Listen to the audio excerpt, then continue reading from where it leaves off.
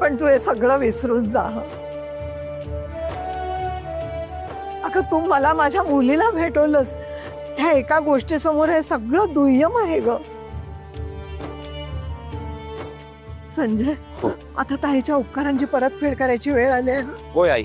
मला वाटतं संजय तू इथेच थांबावं.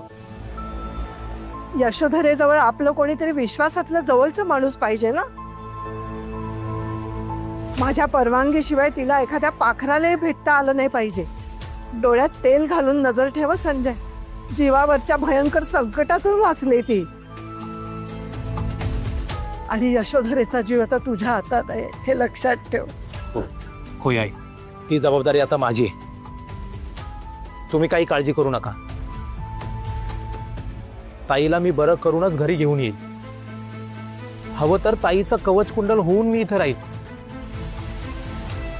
तुम्ही निश्चिंत मनाने आपल्या घरी जा. काही काळजी करू नका, इथे मी आहे. ठीक आहे, चल तारा.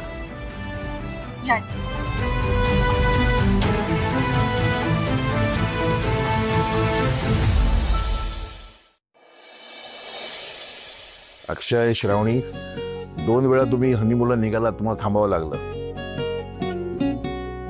हरकत नाही, पण आता घराची काळजी करायची नाही, एन्जॉय करायचं. हो डॅडी. हो बाबा. आणि येताना माझ्यासाठी खूप सगळे चॉकलेट्स पण आण. हो, मी येताना तुझ्यासाठी तुझ्या आवडीचे परफ्यूम्स पण आणेन. येतो आम्ही. बाय. थांबा.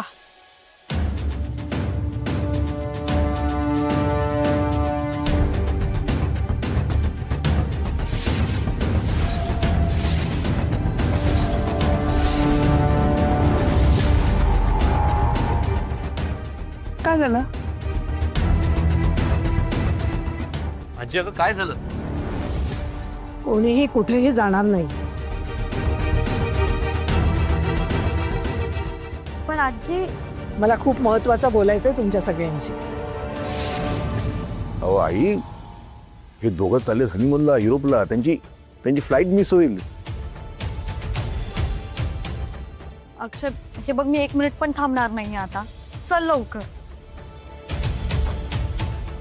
आजी, अगं जे काय बोलायचं ते आपण फोनवर बोलूया ना.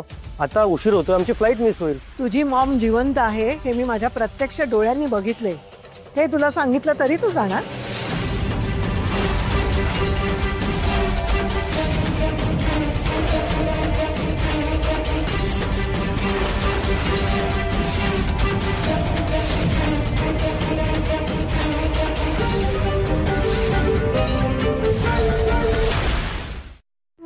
आई, जी मम्मा, काय बोलते? तुम्ही काय बोलत?